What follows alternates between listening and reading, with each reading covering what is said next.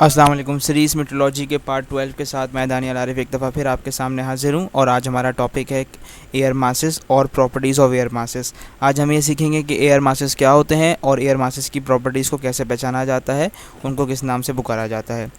तो सबसे पहले एयर मास की डेफिनेशन देखते हैं। An air mass is a very large body of air which has fairly uniform temperature. Uniform मतलब एक जैसा टेम्परेचर एंड मॉइस्चर प्रॉपर्टीज़, और मॉइस्चर प्रॉपर्टीज़ भी उनकी एक जैसी होंगी throughout its horizontal extent. और उस पूरे हॉरिजॉन्टल एक्सटेंट में, यानी कि नीचे से ऊपर नहीं बल्कि लेफ़्ट टू राइट या राइट टू लेफ़्ट, पूरी उस पर यूनिफॉर्म टेम्परेचर होगा और मॉइस्चर एक जैसी प्रॉपर्टीज़ होंगी।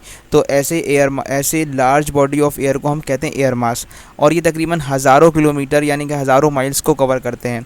आसान अल्फाज में बात करूँ तो ज़मीन पर अगर एक जैसी ज़मीन है, यूनिफॉर्म ज़मीन है, यूनिफॉर्म ज़मीन का मतलब ये होता है कि या तो वहाँ टोटल वाटर होगा या तो वहाँ टोटल लैंड होगी, लेकिन लैंड यूनिफॉर्म होगी। यूनिफॉर्म होने से मुराद ये है कि वहाँ पर पहाड़ मौजूद नहीं होंगे, एक जैसी लैंड होगी यानी कि प्लेन होगी। और अगर समंदर है तो एक जैसा समंदर होगा यानी कि बिल्कुल प्लेन, उसके दरमियान में कोई ऊंच नीच नहीं हो। तो ऐसी जगह पर अगर बहुत देर तक, बहुत दिनों तक हवा मौजूद रहे तो वो वहाँ की प्रॉपर्टीज़ को अपना लेती हैं और वहाँ की मॉइस्चर को अपना लेती है। ऐसे हवा को जो बड़े एरिया पे फैली हुई हो लेकिन एरिया यूनिफॉर्म होना चाहिए, तो ऐसी हवा को हम कहते हैं एयर मास। अब एयर मास किस तरह से हो सकते हैं? मिसाल के तौर पर अगर वाटर के ऊपर बने हुए हैं तो वो मॉइस्चर वाले एयर मास होंगे, क्योंकि वाटर की सारा मॉइस्चर उन्होंने अपने अंदर जज़्ब कर लिया होगा। सिमिलरली अगर पोलर रीजन पर बने हुए, पोल्स की तरफ बने हुए, तो यकीनन वो कोल्ड एयर मास होंगे, क्योंकि वहाँ पर ठंडक मौजूद होती है। सिमिलरली अगर ट्रॉपिकल रीजन में है, ट्रॉपिकल मुराद से ये है कि जहाँ पर सूरज की रोशनी मैक्सिमम आती है, तो वहाँ पर जो है आपके जो एयर मासेस होंगे वो वार्मर होंगे, बिकॉज वहाँ पर हॉट लैंड मिलती है। सिमिलरली बिल्कुल आपको जिस तरह से इस डायग्राम में दिखाया जा रहा है कि यहाँ पर ये जो पॉलीगॉन्स बने हुए हैं, एक्चुअली ये एयर मासेस को शो कर रहे हैं। अभी इनके ऊपर जो MT, MT, MP, CP लिखा है, अभी इस पर आप गौर नहीं करें, बस इस तरह देखें कि ये लार्ज एरिया के ऊपर फैले हुए हैं और ये जो पॉलीगॉन्स हैं ये एक्चुअली एयर मासेस हैं। एयर मासेस क्या होते हैं? दोबारा आपको डिफाइन करता चलूँ कि लार्ज एरिया पर फैली हुई एक जैसे यूनिफॉर्म टेम्परेचर के साथ और यूनिफॉर्म डेंसिटी के साथ जो एयर होती है उसको हम एयर मास कहते हैं, बिकॉज वो उस जगह की प्रॉपर्टीज़ को अपने अंदर एब्जॉर्ब कर लेती है, अपने अंदर कन्वर्ट कर लेती है, और वो उस तरह से फिर MT, MP, MP या CP बनती है, जो हम अभी आगे जाके मैं आपको सिखाऊंगा। आगे जाके प्रॉपर्टीज़ को सीखने से पहले आपने एक चीज़ याद रखनी है कि मैरीटाइम का वर्ड जहाँ भी इस्तेमाल होगा इसका मतलब है वाटर। पोलर का वर्ड जहाँ भी इस्तेमाल होगा तो इसका मतलब है वहाँ कोल्ड की बात हो रही होगी, बिकॉज दोनों पोल्स पर, नॉर्थ पोल पर भी और साउथ पोल पर भी, दोनों जगह पर बर्फ़ होती है, ठंडक होती है। और ट्रॉपिकल की जब भी बात होगी तो इसका मतलब होगा हॉट। आप समझ जाएंगे कि यहाँ पर ट्रॉपिकल से मुराद की बात क्या हो रही है, हॉट, या फिर आप इसको वार्म भी बोल सकते हैं, गर्म भी, वार्म का वर्ड भी इस्तेमाल कर सकते हैं, इसमें कोई इशू नहीं है। मैरीटाइम मतलब वाटर, पोलर मतलब कोल्ड और ट्रॉपिकल मतलब हॉट। अब आ जाइए प्रॉपर्टीज़ ऑफ एयर मासेस पर। सपोज़ करें कि आपका जो एयर मास है उसका नाम है CP, जैसे कि यहाँ पर आपको नज़र आ रहा है, ये रहा CP। इस CP का मतलब क्या है?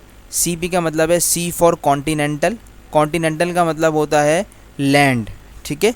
और पोलर का मतलब क्या होता है? पोलर का मतलब होता है पोल्स की तरफ।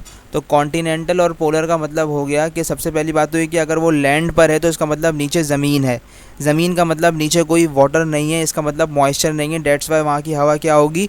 ड्राई होगी। Second thing is polar. Polar का मतलब पोल्स की तरफ है, डेट्स वाई वहाँ की हवा क्या होगी? कोल्ड होगी, ठंडी होगी।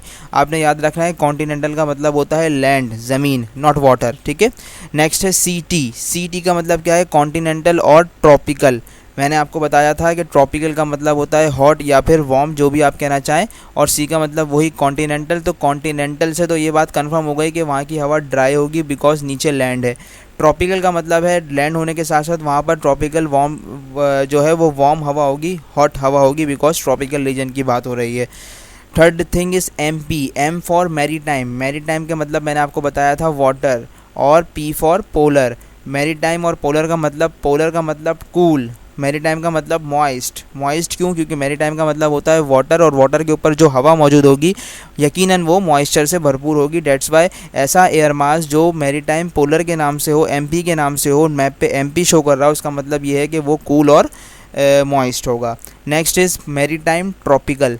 मैरीटाइम ट्रॉपिकल मतलब ये है कि वो वाटर पे है, लेकिन कौन से वाटर पे है, जो ट्रॉपिकल रीजन में है। तो मैरीटाइम के साथ वो मॉइस्ट हो जाएंगे और ट्रॉपिकल के साथ वो वार्म हो जाएंगे या फिर हॉट, जो भी आप कहना चाहें। उम्मीद करता हूँ ये चारों प्रॉपर्टीज़ आपको समझ में आई होंगी और एयर मास क्या होता है ये भी समझ में आ गया होगा। बढ़ते हैं आज के क्वेश्चन की जानिब। आप बताइए कि अगर कोई एक एयर मास इक्वेटर पे मौजूद है, बिल्कुल अर्थ के सेंटर पे मौजूद है, तो बताइए उसकी प्रॉपर्टीज़ क्या होंगी।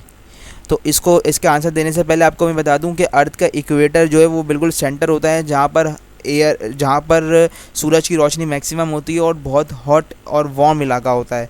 तो इसका मतलब ये तो कंफर्म हो गया कि वहाँ की हवा क्या होगी, वार्म होगी। सेकंड थिंग, इस इक्वेटर पे लैंड बहुत कम है, सी बहुत ज़्यादा है, पानी बहुत ज़्यादा है, बड़े एरिया पर पानी फैला हुआ है। डेट्स वाई वहाँ की जो हवा होगी वो मॉइस्ट होगी, मॉइस्चर से भरपूर होगी। तो मॉइस्चर के लिए हम यूज़ करते हैं मैरीटाइम, और जो है हमारे पास वार्म जो होता है हमारे पास, उसके लिए हम यूज़ करते हैं ट्रॉपिकल। बट ये ट्रॉपिकल पे नहीं है, इक्वेटर पे है। दैट्स वाई इस हवा को कहते हैं इक्वेटर रीजन, ठीक है।